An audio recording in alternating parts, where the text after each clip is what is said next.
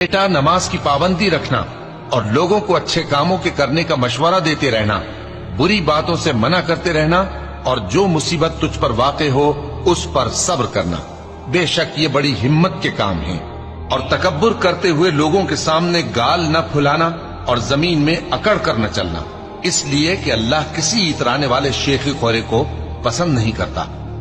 और अपनी चाल में एतदाल किए रहना और बोलते वक्त जरा आवाज नीची रखना, क्योंकि बहुत ऊंची आवाज गधों की सी है और कुछ शक नहीं कि सबसे बुरी आवाज गधों की होती है। क्या तुमने नहीं देखा कि जो कुछ आसमानों में और जो कुछ जमीन में है सबको अल्लाह ने तुम्हारे काबू में कर दिया है और तुम पर अपनी जाहिरी और बातिनी नेमतें पूरी कर दी हैं।